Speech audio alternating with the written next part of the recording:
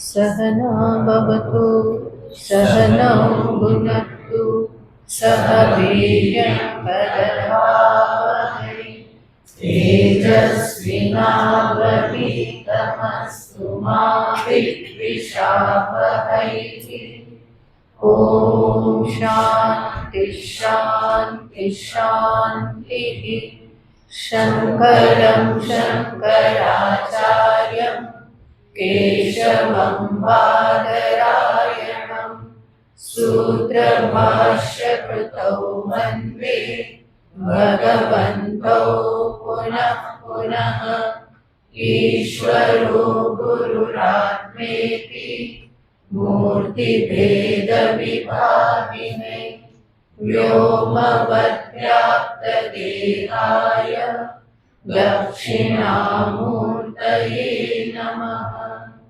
ॐ पार्थाय प्रतिबोधितां भगवता नारायणेन स्वयं व्यासेन प्रथितां पुराणमुनिना मध्ये महाभारतम् अद्वैतामृतवर्षिणीं भगवतीम् अष्टादशाध्यायिनीम् अम्ब त्वामनुसन्दधामि भगवद्गीते भवद्वेषिणीम् अम्ब त्वामनुसन्दधामि भगवद्गीते भवद्वेषिणीम्।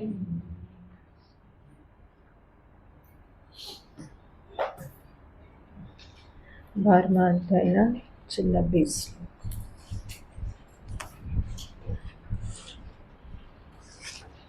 श्लोक नंबर 19। श्री भगवानुवाच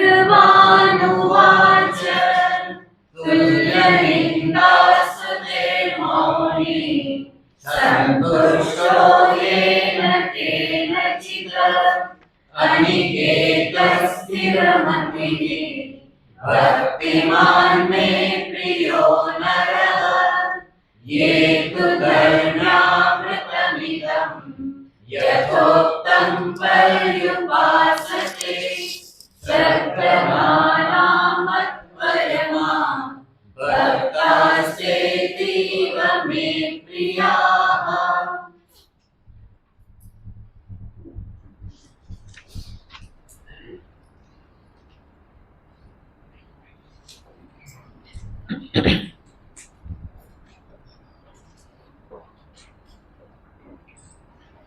બારમો અધ્યાય ભક્તિ યોગ। ભગવાને ખૂબ વિસ્તારથી ભક્તિનું નિરૂપણ કર્યું અને સગુણ ભક્તિના સંદર્ભમાં ભગવાને અનેક વિષયોને આવરી લીધા। કેવી રીતે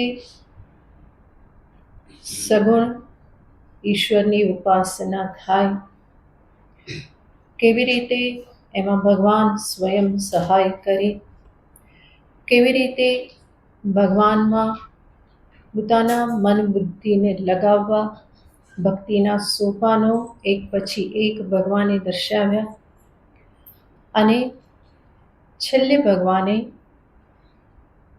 આવા ભક્તિથી યુક્ત અને જ્ઞાનથી યુક્ત એવા જ્ઞાની ભક્તના લક્ષણોને પણ દર્શાવ્યા। તો 12મો અધ્યાય કે જે ઘણા બધા વિષયોને આવરી લે છે, ખાસ કરીને ભક્તિના સંદર્ભના। આવી આ ભગવત ભક્તિ કે જે સાધકને આત્મજ્ઞાનને માટે અધિકારી બનાવે છે, એના અંતરને શુદ્ધ કરી એકાગ્ર કરી અને આત્મચિંતનને માટે યોગ્ય બનાવે છે। એટલા માટે જ ભાગવતમાં પણ કહ્યું કે જ્ઞાન અને વૈરાગ્ય ભક્તિના પુત્ર છે। ભક્તિથી જ વૈરાગ્ય પ્રાપ્ત થાય અને વૈરાગ્ય જ જ્ઞાન માટેનું અધિકારીત્વ છે. તો આવી રીતે ભક્તિ એ મૂળમાં રહેલી છે. ભગવાને અર્જુનને ત્યાં કહેલું, અર્જુનના પ્રશ્નના ઉત્તર રૂપે ભગવાને કહેલું કે હમણાં હું તને જે સગુણ ભક્તિ જે છે એની હું વાત કરું, નિર્ગુણ જે છે એની વાત હું પછી કરીશ. તો ભગવાને ત્યાં સંક્ષેપમાં નિર્ગુણ ભક્તિ કે ઉપાસના જે છે એની વાત કરી અને કહ્યું હતું કે ક્લેશોધિકતરસ્તેષામ અવ્યક્તાસક્ત ચેતસામ. આ કઠિન છે. જ્ઞાન સાધના નિર્ગુણ માર્ગે ચાલવું એ કઠિન છે, એટલું સરળ નથી. ભક્તિ પણ કઠિન છે, એમાં પણ ક્લેશ છે જ.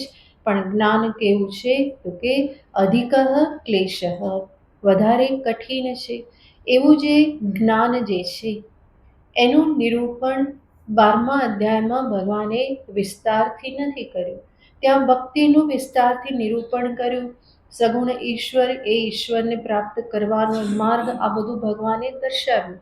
પરંતુ નિર્ગુણ સાધના જે છે, જે આત્મતત્વ જે છે, એનું જ્ઞાન જે છે, એનું ભગવાને વિસ્તારથી નિરૂપણ નથી કર્યું. એ નિરૂપણ બાકી છે અને એટલા માટે એ નિરૂપણને અર્થે હવે ભગવાન આગળનો ઉપદેશ અર્જુનને આપી રહેલા છે. ભગવાને આગળ એ પણ કહેલું હતું કે તેષામહં સમુદ્ધર્તા. કેવી રીતે? તો ભગવાને કહ્યું હતું કે જ્ઞાનદીપેન ભાસ્વતા, હું એના અંતરમાં જ્ઞાનદીપ રૂપે પ્રગટ થઉં છું. તો એ જ્ઞાનદીપ યાની શું છે, શું સ્વરૂપ છે, જ્ઞાન કોને કહેવાય? તો એનું પણ નિરૂપણ જે બાકી હતું એ ભગવાન હવે 13મા અધ્યાયમાં કરી રહેલા છે. ગીતાજીના 18 અધ્યાયને આપણે જોયું એ પ્રમાણે 6 અધ્યાયને એક ષટકમાં બતાવવામાં આવે છે, જેમાં પ્રથમ 6 અધ્યાય જે છે એને કહેવામાં આવે છે કે એમાં ત્વમપદનું વિસ્તારથી નિરૂપણ છે. ત્વમપદ યાને જે હું જે છે, અહમ જે છે એનું નિરૂપણ કરવામાં આવેલું છે. ઉપનિષદના તત્વમસી વાક્યના આધારે આ 3 વિભાગને દર્શાવાય છે, ત્વમ, તત અને અસી. તો પહેલા 6 અધ્યાય જે છે એને ત્વમપદ પ્રધાન અધ્યાય કહેવામાં આવે છે, કે જ્યાં હું કોણ છું, આત્મતત્વ શું છે, એ ત્વમપદાત્વદ જે છે એનો વાચ્યાર્થ શું છે, લક્ષ્યાર્થ શું છે, સોપાધિક સ્વરૂપ એનું કેવું છે, નિરુપાધિક સ્વરૂપ કેવું છે, એને ભગવાન ત્યાં 6 અધ્યાયમાં પ્રધાનતયા દર્શાવે છે. અને 7 થી 12 અધ્યાય જે છે એને કહેવાય છે કે એ તત્પદ પ્રધાન છે. તત્યાને ઈશ્વર, ઈશ્વરનું નિરૂપણ એમાં પ્રધાનતયા કરવામાં આવેલું છે. આપણે જોયું જ વિભૂતિ યોગ, વિશ્વરૂપ દર્શન યોગ, ભક્તિ યોગ, આ બધામાં પ્રધાનતયા કોનું નિરૂપણ છે તો કે ઈશ્વરનું નિરૂપણ છે. હવે પછી જે 13 થી 18 અધ્યાય જે છે એમાં તત્વમ પછી કયું પદ આવે છે? અસી. કે જે અસી પદ જે છે એ કોને બતાવે છે તો કે તત અને ત્વમના ઐક્યને દર્શાવે છે. તો એવું જે ઐક્ય બોધ, ઐક્ય જ્ઞાન જે છે, જીવ ઈશ્વર ઐક્ય કો, સાક્ષી બ્રહ્મ ઐક્ય કો, એ જે બ્રહ્મ જ્ઞાન જે છે, ઐક્ય જ્ઞાન, એને ભગવાન આ 13મા અધ્યાયમાં દર્શાવવાના છે અને આગળ પણ એને દર્શાવતા રહેશે. એટલા માટે એ જે 6 અધ્યાય 13 થી 18 અધ્યાય એને અસી પદ પ્રધાન અધ્યાય કહેવામાં આવે છે. આમ તો દરેક અધ્યાયમાં દરેક પ્રકારનું નિરૂપણ છે, સગુણ, નિર્ગુણ, ત્વમ, તત, અસી, આ બધાનું નિરૂપણ છે. છતાં પણ પ્રધાનતયા શેનું નિરૂપણ છે એના આધારે સર્વ આચાર્યો આ પ્રમાણે વિભાગ કરે છે. આ ઉપરાંત તમને યાદ હોય તો ભગવાને 2 પ્રકૃતિ બતાવેલી હતી, અપરા પ્રકૃતિ અને પરા પ્રકૃતિ. અપરા પ્રકૃતિ યાને સમસ્ત જગત આદિ જે છે એને શું કહેવાય છે? અપરા પ્રકૃતિ કહેવાય છે. અને પરા પ્રકૃતિ કોણ? તો કે જીવભૂતા મહાબાહો. ભગવાને કહેલું હતું કે આ જીવ જે છે એ મારી પરા પ્રકૃતિ છે. તો અપરા અને પરા. અપરા પ્રકૃતિ યાને સમસ્ત જગત, જળ જગત જે છે એ અપરા પ્રકૃતિ છે. આ જે સમસ્ત જળ જગત અપરા પ્રકૃતિ, એના સંદર્ભમાં ભગવાને દર્શાવી દીધું કે એ મારાથી જુદી નથી. વિભૂતિ યોગમાં પણ અનેક પ્રકારે ભગવાને નિરૂપણ કરી અને દર્શાવ્યું કે આ બધા સ્વરૂપે હું પ્રગટ થયેલો છું. વિશ્વરૂપમાં પણ ભગવાને દર્શાવી દીધું કે આ બધું જ ક્યાં છે? મારામાં જ છે. તો અપરા પ્રકૃતિ એ પરમાત્માથી ભિન્ન નથી. જગત જગદીશથી જુદું નથી. આ ભગવાને દર્શાવી દીધું. હવે બાકી શું રહેલું છે? તો કે આ જીવ પણ જગદીશથી જુદો નથી. યાને પરા પ્રકૃતિ, જે જીવરૂપ પરા પ્રકૃતિ જે છે એને પણ ભગવાન દર્શાવવા માંગે છે કે એ જીવ જે છે એ પણ જગદીશથી જુદો નથી. એ પણ મારાથી અભિન્ન જ છે. જ્યારે આ પ્રમાણે જાણવામાં આવે કે જીવ, જગત, ઈશ્વર આ ત્રણેય એક જ છે, એક જ પરમાત્માની અભિવ્યક્તિ છે, એનાથી કંઈ ભિન્ન નથી. આવું જ્યારે જાણવામાં આવે તો એને જ પૂર્ણ જ્ઞાન કહેવામાં આવે છે. તો ભગવાને જગતથી પોતાની અભિન્નતા દર્શાવી દીધી આગળના બધા અધ્યાયોમાં. હવે જીવને પણ પોતાનાથી અભિન્ન ભગવાન દર્શાવવા માંગે છે. અને એટલા માટે આ 13મા અધ્યાયનો પ્રારંભ કરવામાં આવે છે. 13મો અધ્યાય એક સ્વયં પૂર્ણ અધ્યાય છે. જ્ઞાન દ્રષ્ટિથી જોવામાં આવે તો જ્ઞાન સાધના એમાં સંપૂર્ણપણે દર્શાવેલી છે. અધ્યાત્મ સાધના કે જ્ઞાન સાધના જે છે એને બે વિભાગમાં વહેંચવામાં આવે છે. એક કહેવાય છે જ્ઞાન પ્રાપ્ત કરવા માટેની જે યોગ્યતા જોઈએ એ યોગ્યતા માટેની સાધના, અને બીજી છે સ્વયં જ્ઞાન પ્રાપ્તિરૂપ સાધના. યોગ્યતા પ્રાપ્તિ માટેની જે સાધના એનું પણ નિરૂપણ ભગવાન આ 13મા અધ્યાયના 7 થી 11 શ્લોકમાં કરશે, જેને જીવન મૂલ્ય કહેવામાં આવે છે. તો આ જ્ઞાન પ્રાપ્ત કરનાર સાધકે કેવા બનવું જોઈએ, એમાં કેવા ગુણો હોવા જોઈએ, એ કેવો થાય તો જ્ઞાન માટે અધિકારી થાય, એ અધિકારીત્વ પ્રાપ્તિ કે યોગ્યતા પ્રાપ્તિની જે સાધના એને પણ ભગવાન આમાં દર્શાવે છે. અને એના પછી ભગવાન જે ઐક્ય જ્ઞાન જે છે એને પણ ભગવાન સમજાવવાના છે. તો જ્ઞાન માટેની યોગ્યતા અને જ્ઞાન આ બંનેનું નિરૂપણ આ 13મા અધ્યાયમાં ભગવાન કરી રહેલા છે. આ જે અધ્યાય જે છે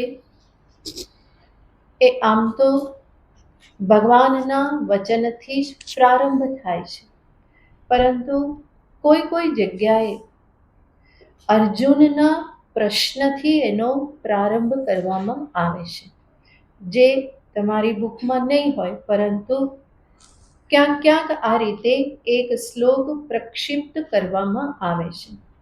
જે માન્ય આચાર્યો જે છે એમને તો આ શ્લોક ઉપર કંઈ લખેલું નથી, અને એટલા માટે એ બતાવે છે કે આ શ્લોક ગીતાજીમાં નથી. ભગવાન શંકરાચાર્ય મહારાજે એના ઉપર કંઈ લખ્યું નથી. રામાનુજાચાર્યજી, વલ્લભાચાર્યજી, મધ્વાચાર્યજી કોઈએ આના ઉપર કંઈ લખેલું નથી. એ શું બતાવે છે કે એ શ્લોક ગીતાજીમાં નથી.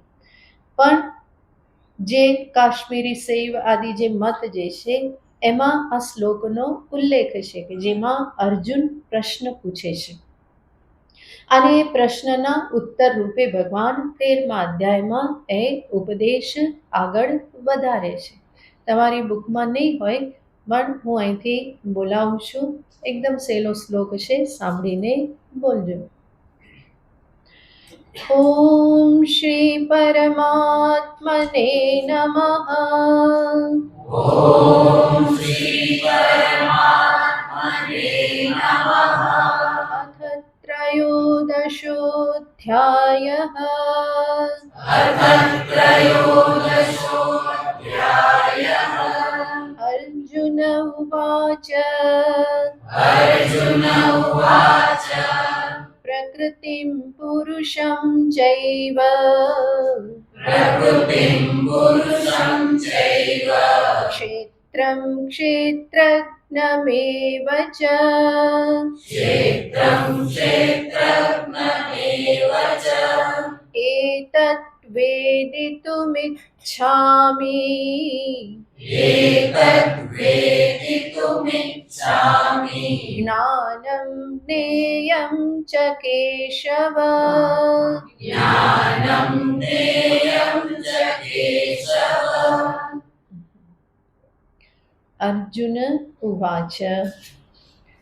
અર્જુન પૂછે છે, હે કેશવ, હે ભગવાન, પ્રકૃતિમ પુરુષમ ચ, પ્રકૃતિ અને પુરુષ, એતત વેદિતુમ ઈચ્છામિ, હું આ બંનેને જાણવાની ઈચ્છા કરું છું, જાણવા માટે ઈચ્છું છું. એટલું જ નહીં, ક્ષેત્રમ ક્ષેત્રજ્ઞમેવ ચ, હું ક્ષેત્ર અને ક્ષેત્રજ્ઞને પણ જાણવા ઈચ્છું છું. હજુ ત્રીજી પેર કહેશે, જ્ઞાનમ જ્ઞેયમ ચ, જ્ઞાન અને જ્ઞેયને પણ વેદિતુમ ઈચ્છામિ, જાણવાની હું ઈચ્છા કરું છું. તો અર્જુને 3 પેર બતાવી. પ્રકૃતિ, પુરુષ, ત્યાર પછી ક્ષેત્રમ ક્ષેત્રજ્ઞ, જ્ઞાનમ જ્ઞેયમ. બરાબર, આ 3 પેર અર્જુન બતાવે છે. 3 પેર છે પણ વાસ્તવમાં એક જ છે. શબ્દો જુદા જુદા વાપરેલા છે. પ્રકૃતિ એને જ ક્ષેત્ર કહેવામાં આવે છે અને એ જ જ્ઞાન રૂપ છે. સર્વત્ર જેનું જ્ઞાન પ્રાપ્ત થાય છે એ પ્રકૃતિ છે. તો પ્રકૃતિ, જ્ઞાન અને ક્ષેત્ર, આ ત્રણેય શબ્દનો અર્થ શું થાય છે? સમાન થાય છે. એ ઉપરાંત પુરુષ, ક્ષેત્રજ્ઞ અને જ્ઞેય, જાણવા યોગ્ય પદાર્થ, આ ત્રણેયનો અર્થ પણ સમાન થાય છે. તો અર્જુનનો આ પ્રશ્ન છે, પ્રકૃતિ પુરુષ, ક્ષેત્ર ક્ષેત્રજ્ઞ અને જ્ઞાન જ્ઞેય, આને હું જાણવા ઈચ્છું છું. આવી રીતનો આ એક શ્લોક પ્રક્ષિપ્ત ગણવામાં આવે છે. આ શ્લોકને ગણીએ તો 701 શ્લોક થાય અને એને ન ગણીએ તો ગીતાજીના શ્લોક કેટલા? તો કે 700 શ્લોક છે. માન્ય આચાર્યોએ આ શ્લોક પર કંઈ લખ્યું નથી, એનાથી માનવામાં આવે છે કે એ ગીતાજીમાં નથી. પણ આપણે વિશેષ એની સાથે સંબંધ નથી. 13મા અધ્યાયમાં ભગવાન જે પ્રતિપાદન કરવાના છે, જે વિષયનું પ્રતિપાદન કરવાના છે, એ વિષયને અહીંયા અર્જુનના મુખમાં મૂકી દીધેલા છે. તો આપણને સમજવું સરળ થાય અને એટલા માટે એ શ્લોક આપણે જોયેલો છે. આ અર્જુનના આ પ્રશ્નના ઉત્તરમાં ભગવાન આગળ બોલે છે. આમ તો અર્જુને આવું પૂછ્યું ના હોત તો પણ કૃષ્ણ કેવા કૃપાળુ છે કે ના પૂછે તો પણ ઘણું બધું એ કહી દે છે. ભગવાનને હજુ કહેવાનું બાકી લાગેલું જ છે, અને એટલા માટે અર્જુન પ્રશ્ન પૂછે કે ના પૂછે એની સાથે ભગવાનને બહુ સંબંધ રહેતો નથી. પૂછે તો બહુ સરસ, બહુ પ્રેમથી સ્વીકારી અને એને સામે રાખીને ઉત્તર આપે, અને ના પૂછે તો પણ કરુણા કરીને એ દયા સિંધુ જે કહેવાનું છે એ કહી જ દે છે. તો આ પહેલા શ્લોકને અર્જુનના પ્રશ્નને ન માનીએ અને સીધા ભગવાનના જ વચનોથી અધ્યાયનો પ્રારંભ માનીએ તો પણ એને શું માનવાનું? ભગવાનની કરુણા માનવાની, કે પૂછ્યા વગર પણ ભગવાન ઘણું બધું જે આવશ્યક છે એ કહીને જ રહેશે. તો અધ્યાયનો પ્રારંભ કરીએ. તમારી બુકમાં જ્યાંથી થાય છે પહેલો શ્લોક.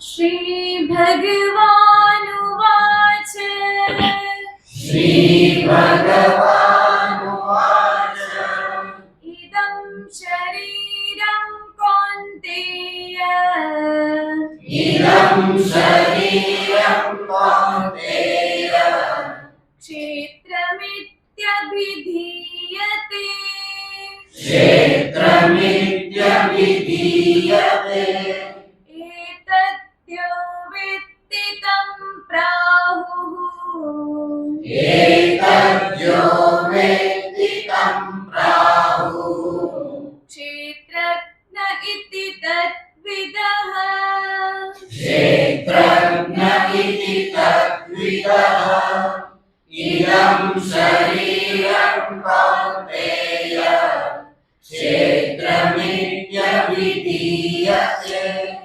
एतद्यो वेत्ति तं प्राहुः क्षेत्रज्ञ इति तद्विदः।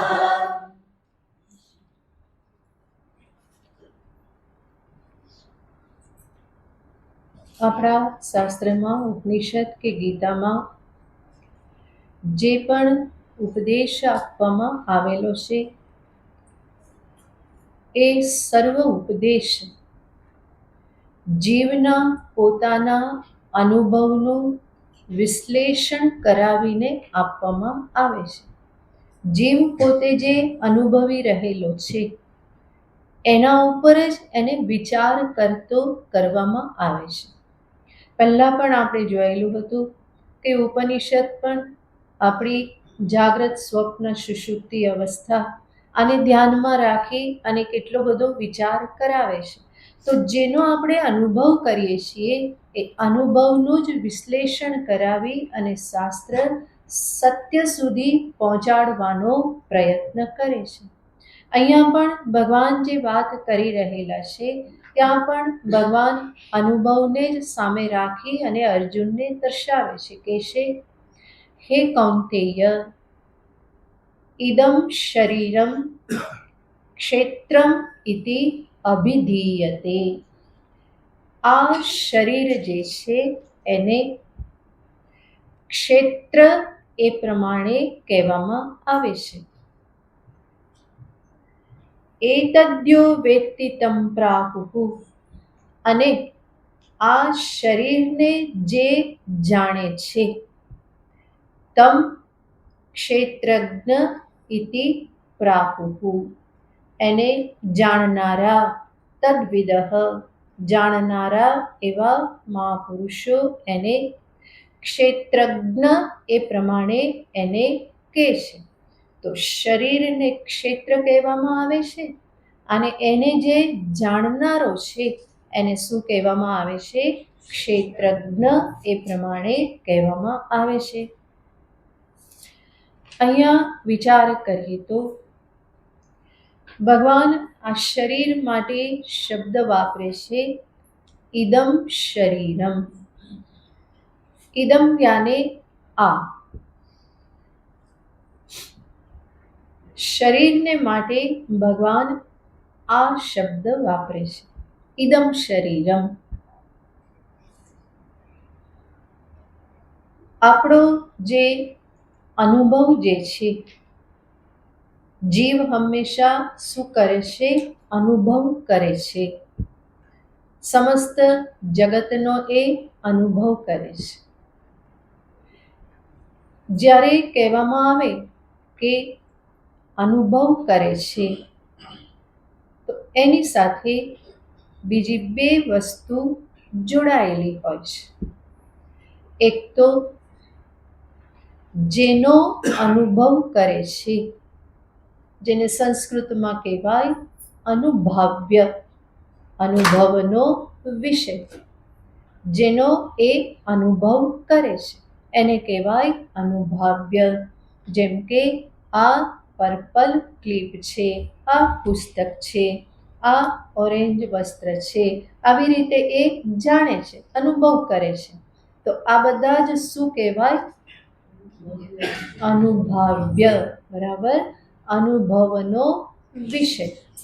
સીધા સાદા શબ્દમાં કહીએ તો જ્ઞેય વસ્તુ, જાણવાનો વિષય. અને એ જ્ઞેય વસ્તુને જાણનારો, અનુભવ થકી જાણનારો, એને કહેવાય અનુભવિતા, યાને અનુભવ કરનાર. જેવી રીતે આપણે જાણીતી ત્રિપુટી લઈએ તો દ્રષ્ટા, દૃશ્ય અને દર્શન. દ્રષ્ટા દ્રશ્યનો અનુભવ કરે, શેના થકી? દર્શન ક્રિયા થકી. એવી રીતે અનુભવિતા અનુભાવ્યનો અનુભવ કરે, એને જાણે. બરાબર, તો આવી રીતે દરેક અનુભવમાં આ પ્રમાણે હોય છે.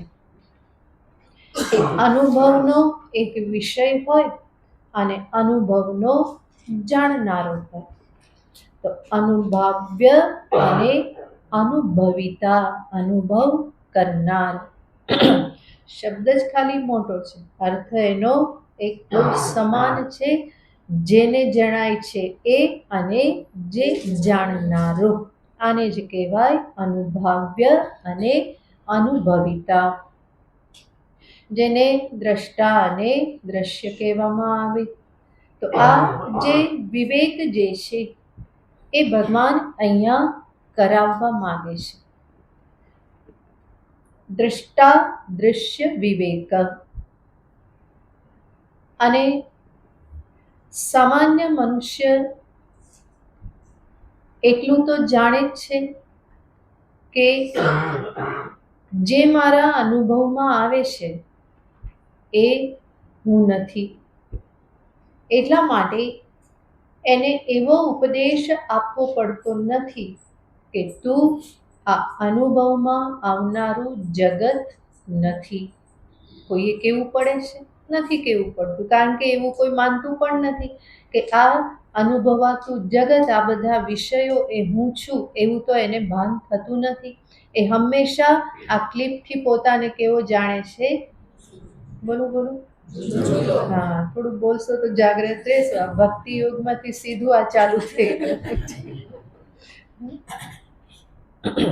આ ક્લિપ છે, અને શું કહેવાય? અનુભાવ્ય. આને કહેવાય દ્રશ્ય, આને કહેવાય જ્ઞેય. જે પણ આને જાણે છે એ પોતાને આના કરતા કેવો સમજે છે? જુદો છું. કોઈ એને પોતાને અભિન્ન સમજતો નથી. તો કોઈ પણ વસ્તુ, આ ઘટ છે એનાથી હું કેવો છું?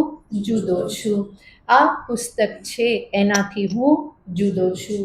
આ વસ્ત્ર છે એનાથી હું જુદો છું. જેને પણ હું જાણું છું, આ તરીકે જે જગત છે, ઇદમ જગત, એ જે હું જાણું છું એનાથી હું જુદો છું એવું હું સમજુ છું. સમજો છો ને બધા? આના માટે તો કંઈ સમજાવવું બહુ નહીં પડે. બધાને જવાબ ખબર જ છે પહેલેથી. બધાને ખબર છે કે આ ક્લિપ તે કંઈ હું હોતું હશે ક્યારે, એવું તો મને ક્યારેય લાગતું જ નથી. તો એના માટે કોઈ ઉપદેશ આપવાની જરૂર નથી.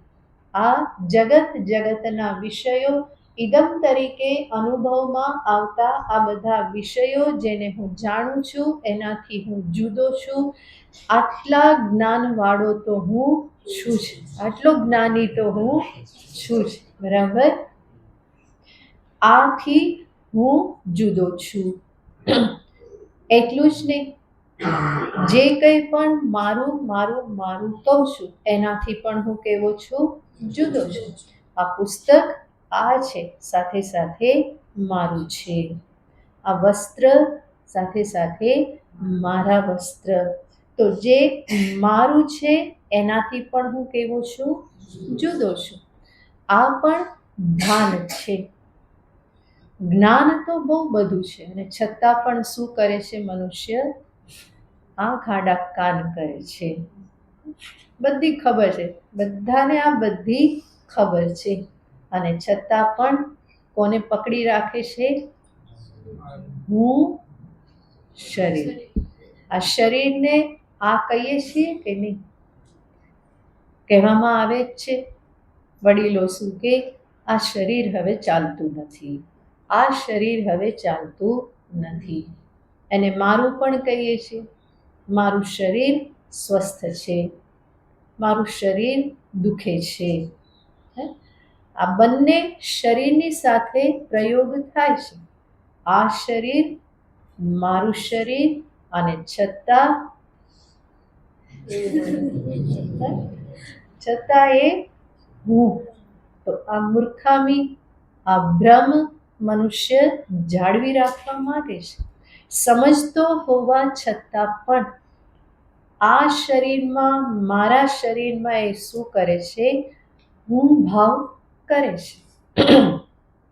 સામાન્ય મનુષ્ય જેણે વેદાંત શ્રવણ કર્યું નથી, આવો કોઈ વિચાર કર્યો નથી, એને શરીરથી પોતાની ભિન્નતા માટે કોઈ સંભાવના દેખાતી નથી. અને એટલા માટે આ જે આટલું કમતું જે છે એને એ હું માની અને જ વ્યવહાર કરે છે. એ બોલે છે કે શરીરને તાવ આવ્યો છે, સાથે સાથે શું બોલે? મને તાવ આવ્યો છે. બધું ભેગું ભેગું જ ચલાવે, દૂધમાં દહીંમાં બધામાં એને સાથે સાથે રાખો જ છે, પણ વિવેક કરતો નથી. એટલા માટે જે અનુભવ જે છે એને જ ભગવાન અહીંયા દર્શાવે છે. અને ભગવાન પહેલો શબ્દ શું પ્રયોગ કરે છે? ઇદમ શરીરમ. અર્જુન, આ શરીર ક્યાં આવે છે? ઇદમમાં આવે છે. જેને તું આ તરીકે સમજે એ તું હોઈ શકે નહીં. તો એ શરીર અહમમાં આવતું નથી. જગતના પદાર્થોમાં તો મને હંમેશા ઇદમતયા જ ભાન થાય છે, આ તરીકે ભાન થાય છે. પણ અહીંયા શું થાય છે? તો કે આ પણ કહું, મારું પણ કહું, હું પણ કહું, આ બધી ખીચડી ક્યાં ભેગી થાય છે? તો કે દેહાદીને લઈને. ચૈતન્ય સ્વરૂપ જે છે એમાં માત્ર શું થાય છે? હું પણ થાય છે, કારણ કે એ જ સાચો હું છે. ચૈતન્યને કોઈ ઇદમ તરીકે ક્યારેય પણ સમજતું નથી. હંમેશા શું કહો છો? હું ચેતન. આ ચેતન એવું ક્યારેય કહેશો નહીં કહેવાય. આ ચેતનની સાથે આ શબ્દ પ્રયોગ ક્યારેય થતો નથી. સમસ્ત બ્રહ્માંડમાં ક્યાંય નહીં. આ ચેતન એવું નહીં કહેવાય. હંમેશા તમે શું અનુભવ કરો? હું ચેતન. તો ચૈતન્યમાં કેવલ અહમ છે, જગતમાં કેવલ ઇદમ છે. અને આ બંનેની વચ્ચેનું આ જે છે એમાં બંને ચીપકી ગયા. હકીકતમાં એ છે કેવલ ઇદમ, પણ એમાં સાથે શું રાખી દઈએ છીએ? અહંભાવ પણ રાખી દેવામાં આવે, મમત્વ પણ રાખી દેવામાં આવે, તો ત્યાં બધું જ ભેગું કરવામાં આવે છે. અને આ જે માન્યતા, આ ભ્રમણા, આને જીવ જાણી કે ચાલુ રાખવા માંગે છે. સંપૂર્ણ પ્રમાણ નહોતો જાણતો ત્યારે તો બરાબર છે, પણ જાણ્યા પછી પણ ફરી એ ભૂલ એ કરતો જ રહેશે. તો ભગવાન અહીંયા કહેશે કે અર્જુન, શરીર જે છે એ કેવું છે? તો કે ઇદમ છે, આ છે. અને આ શરીરને જ શું કહેવામાં આવે છે? ક્ષેત્ર કહેવામાં આવે છે. ઇદમ શરીરમ કૌંતેય ક્ષેત્રમ ઇતિ અભિધીયતે. ક્ષેત્ર યાને અનુભવનો વિષય. એનો અર્થ, જેવી રીતે આ પુસ્તક ઘટપટ બધા અનુભવના વિષય છે, એવી જ રીતે આ દેહ પણ કેવો છે? એ અનુભવનો વિષય છે, દૃશ્ય છે. કે જ્યાં ભૂલ શું કરવામાં આવે છે? એને અહમ માની લેવામાં આવે છે. ભગવાન એ ભૂલ માત્ર સુધારે છે, ધ્યાન એ તરફ લઈ જાય છે અને સાધકને બતાવે છે, યાદ અપાવે છે કે હા, આ શરીર કેવું છે? ઇદમ છે, એ અહમ નથી. ઇદમ શરીરમ કૌંતેય ક્ષેત્રમ ઇતિ અભિધીયતે. આને જ ક્ષેત્ર એ પ્રમાણે કહેવામાં આવે છે. ક્ષેત્ર યાને અનુભવનો જે વિષય છે. સમસ્ત જગત જે છે, પ્રકૃતિ જે છે, એને શું કહેવાય? ક્ષેત્ર કહેવાય. ક્ષેત્ર યાને અનુભવનો વિષય. પહેલા પણ આપણે જોયેલું છે કે જ્યારે પણ સાધક જગત, પ્રકૃતિ આવા શબ્દ પ્રયોગ કરે ત્યારે એ હંમેશા બહારનું જગત જ એમાં લે છે. પણ ભગવાન કહેશે કે અર્જુન, આ દેહ પણ જગતનો જ ભાગ છે. સાધક હંમેશા એને અલગ રાખીને જ જગત જોતો હોય છે, પણ હકીકત શું છે? આ દેહ પણ શું છે? જગતનો જ ભાગ છે, એનો જ અંશ છે, એ એનાથી બહાર નથી. ભગવાન ફરી અહીંયા એ જ સ્મરણ કરાવે છે. ઇદમ શરીરમ ક્ષેત્રમિતિ અભિધીયતે. આ શરીરને પણ શું કહેવામાં આવે છે? ક્ષેત્ર કહેવામાં આવે છે. જેમ જગત અનુભવનો વિષય છે, આ શરીર પણ અનુભવનો વિષય છે. એટલા માટે અનુભવ કરીએ છીએ. ઊંચું છે, ટૂંકું છે, જાડું છે, પાતળું છે, કાળું છે, ભૂખ્યું છે, આ બધું એ અનુભવ આપણે કરીએ છીએ શરીરના સંદર્ભમાં. તો આવી રીતે શરીર પણ જગતનો જ ભાગ છે. ઇદમ શરીરમ. અને શાસ્ત્રીય ભાષામાં કહેવાય કે આખું જગત અને શરીર આ બધું કેવું છે? તો કે ઇદમ રૂપ છે, આ એવું છે.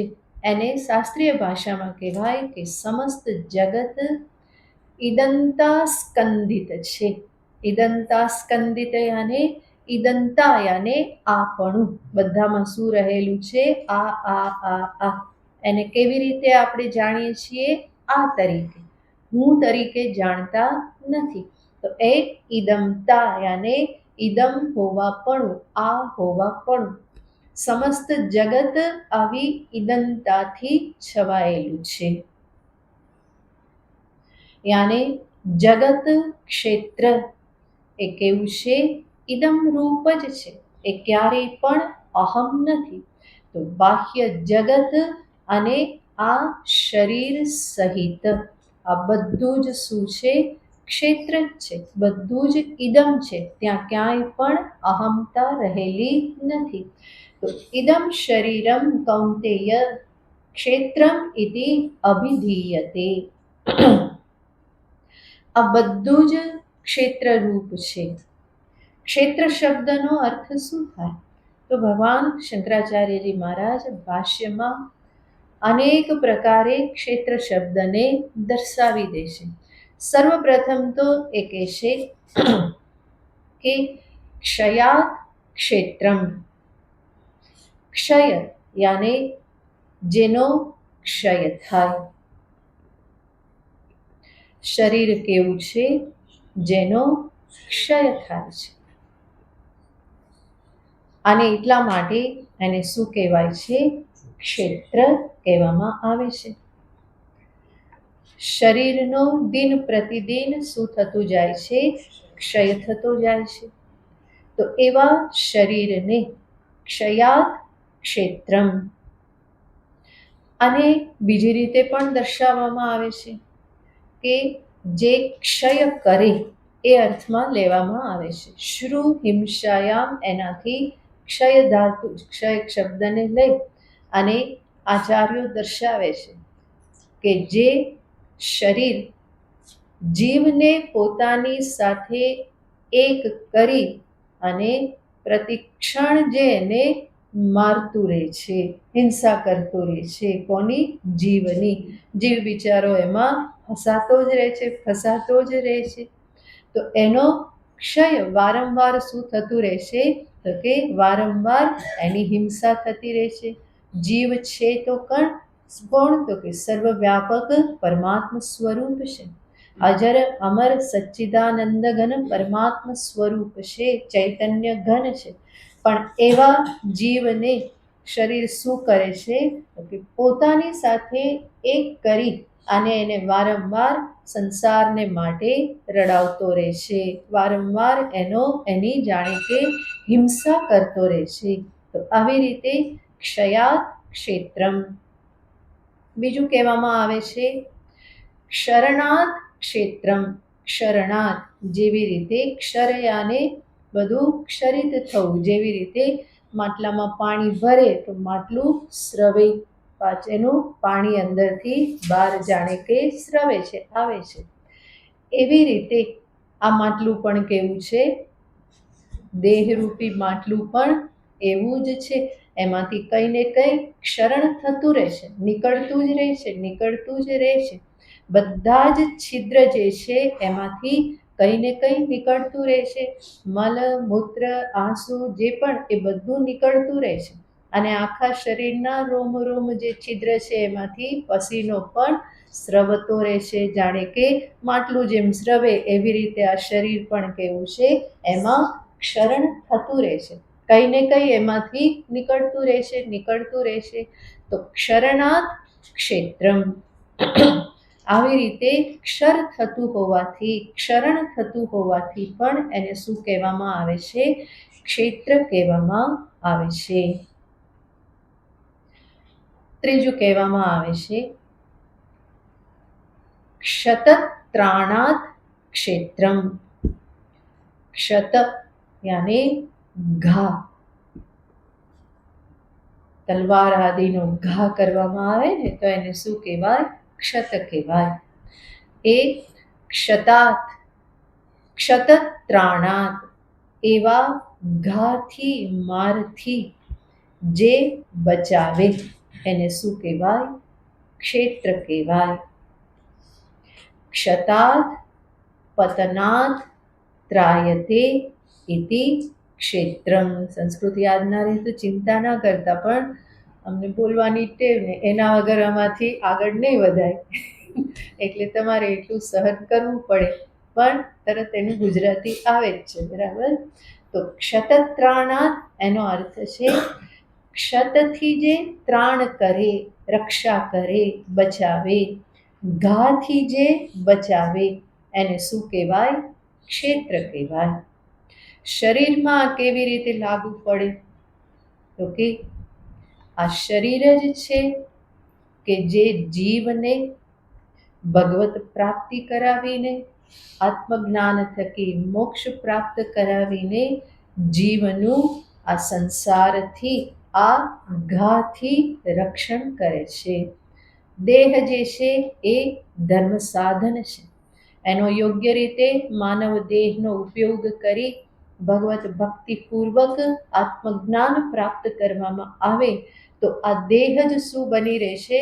તો કે સંસારના આ બધા પ્રતિક્ષણ જે ઘા થતા રહેશે, વાર થતા રહેશે, જેમાં જીવ સતત કષ્ટ પામતો રહેશે, તો એવા સંસારથી, દુઃખાલય એવા સંસારથી રક્ષણ કરનાર, બચાવનાર શું છે?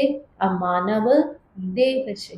તો ક્ષતત્રાણાત, જે રક્ષા કરે, ક્ષતાત પતનાત, પતનથી જ રક્ષા કરે તો એને શું કહેવાય? ક્ષેત્ર કહેવાય. હજુ આગળ ભગવાન ભાષ્યકાર હજુ પણ એક અર્થ કહેશે. આ બધા જ અર્થો બહુ વિચારણીય છે, ઘરે જઈને વિચાર કરજો. દેહને ક્ષેત્ર કહેવામાં આવ્યું એનો એક બીજો એનું કારણ છે ક્ષેત્રવત્વા અસ્મિન કર્મફલ નિર્વૃત્તેઃ ક્ષેત્રમ ઇતિ. જેવી રીતે ક્ષેત્ર, ખેતરને શું કહેવાય? ક્ષેત્ર.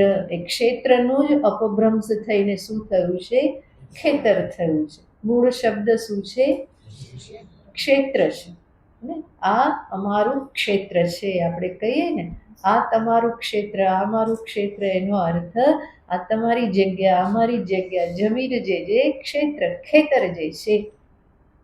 તો ક્ષેત્રનું જ અપભ્રંશ થઈ અને શબ્દ બન્યો છે ખેતર.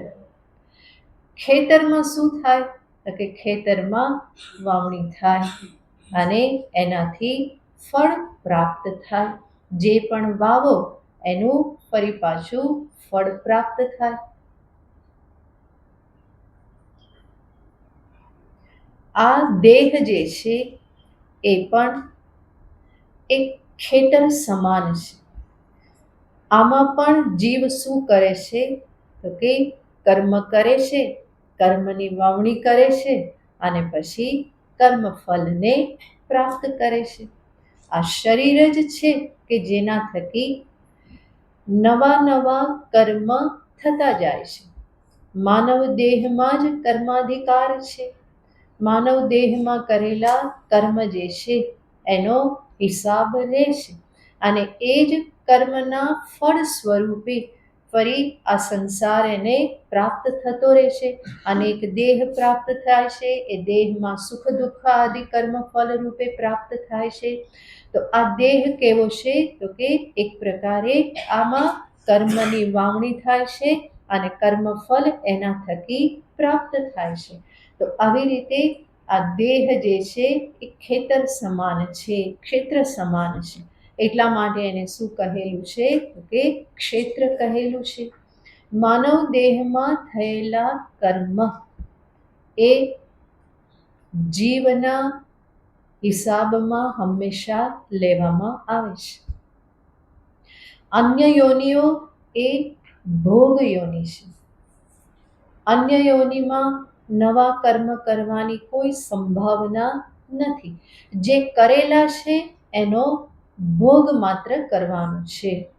પશુ, પંખી આદિ જે યોનિ જે છે એમાં એ કોઈ નવા કર્મ કરી શકતા નથી. જે કરેલું છે એનો ભોગ માત્ર એ કરે છે. જ્યારે માનવ દેહ એવો છે કે જેમાં એ નવા પુણ્ય કર્મ, પાપ કર્મ આ બધું જ એ કરે છે. જો વેદ વિહિત ન હોય, અન્યને પરને બધાને નુકસાન કરનાર હોય તો એવા નિષિદ્ધ કર્મ કે જે પાપ કર્મ છે એ મનુષ્ય કરે છે અને એનું ફળ એ પોતે દુઃખ રૂપે ભોગવે છે. એવી જ રીતે પુણ્ય કર્મ પણ આ માનવ દેહમાં થાય છે. તો અધિકાર છે પોતાના કર્મને સુધારવાનો, દિશા બદલવાની બધી જ શક્યતાઓ આ માનવ દેહમાં માત્ર રહેલી છે.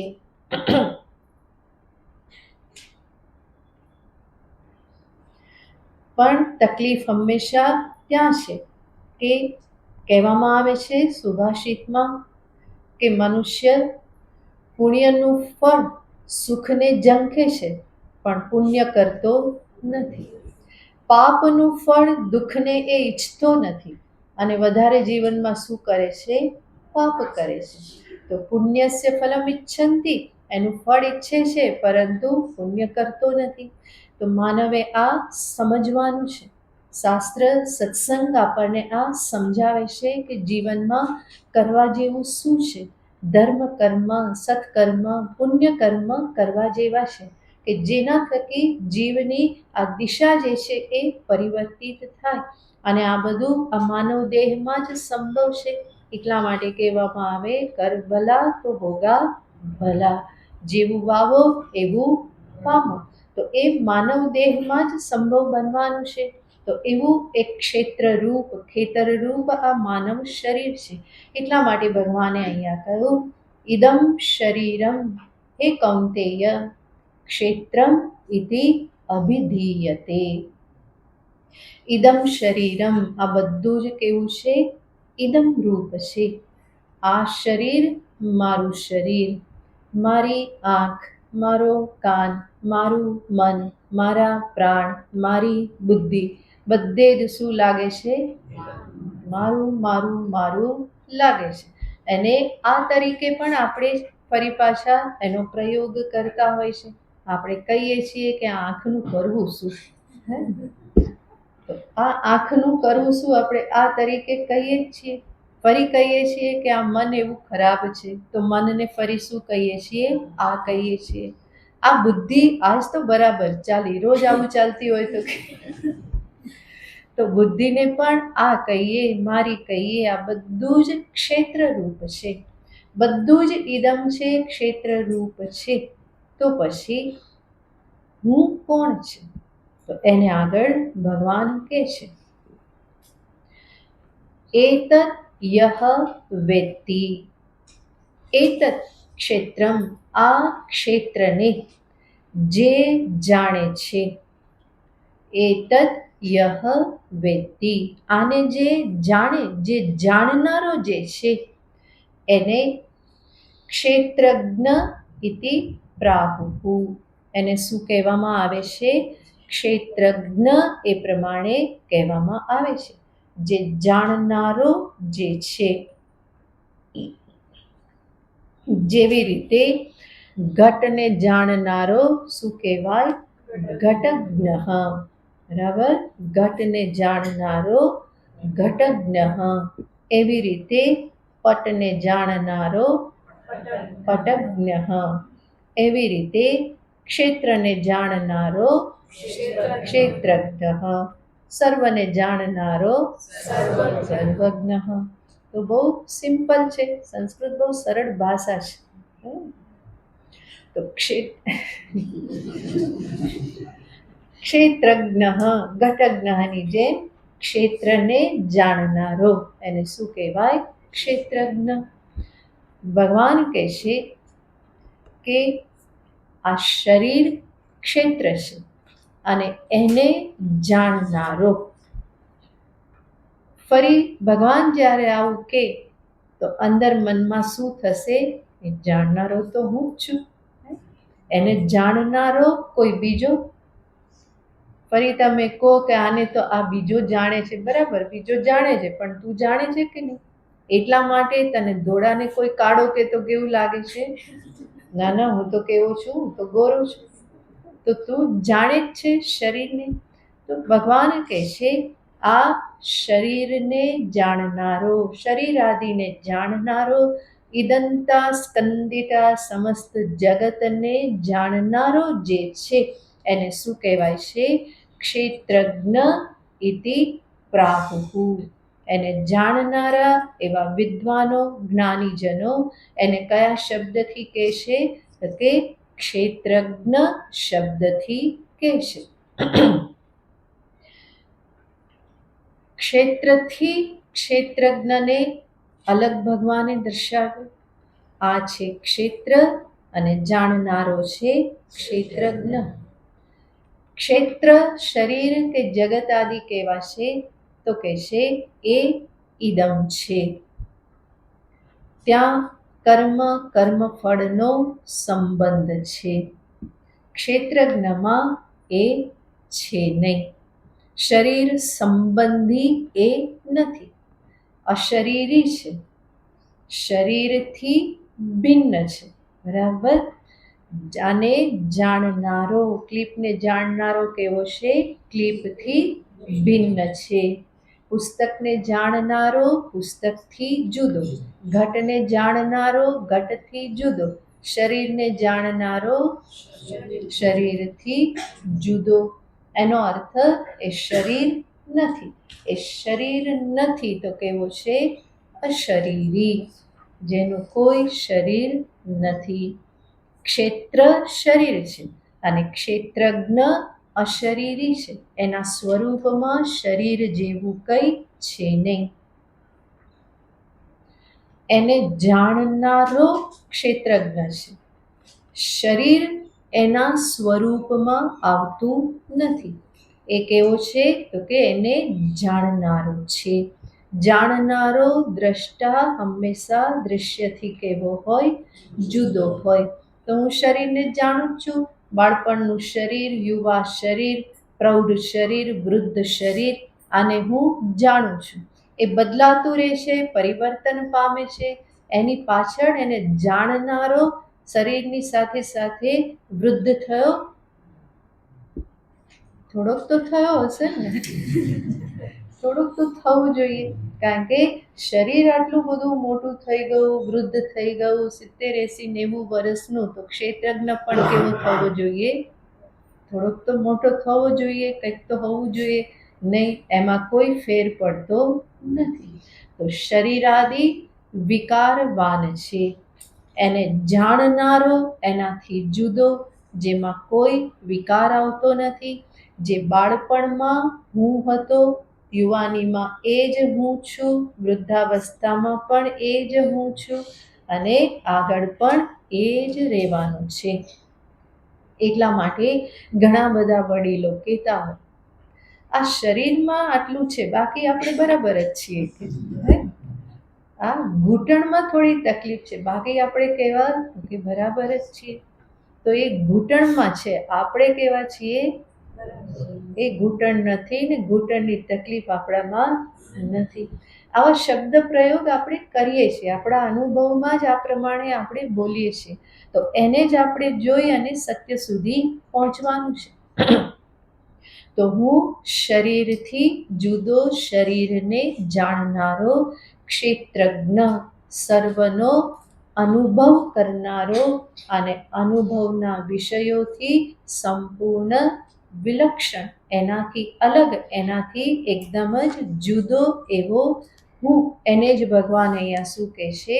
ક્ષેત્રજ્ઞ શબ્દથી કહે છે. હવે સ્વાભાવિક જ પ્રશ્ન થાય કે આ ક્ષેત્રજ્ઞ વળી છે કોણ? બરાબર, દેહથી જુદો, જેને ભગવાન શું કહે છે? આ દેહને જાણનારો ક્ષેત્રજ્ઞ. દેહને જે જાણનારો છે એને ક્ષેત્રજ્ઞ કહેવાય છે. તો સ્વાભાવિક પ્રશ્ન થાય કે આ ક્ષેત્રજ્ઞ વળી છે કોણ? ભગવાન બહુ હળવેથી કહી દે છે, અર્જુન, એ ક્ષેત્રજ્ઞ રૂપે હું જ છું. બીજા શ્લોકમાં કહે છે,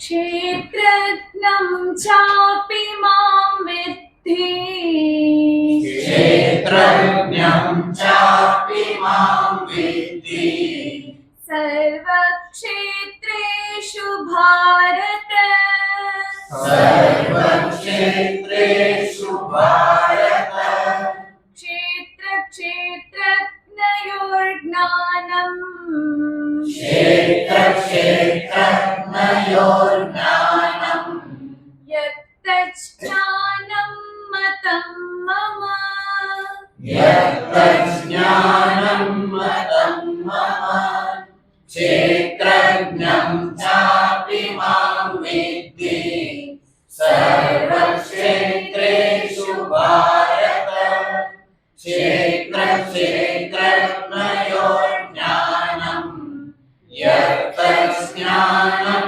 મतं મમ.